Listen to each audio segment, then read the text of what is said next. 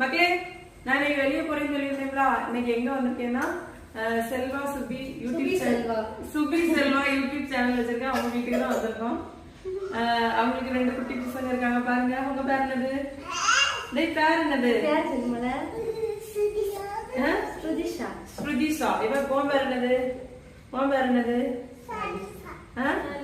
சைலசாவா? Chalisa.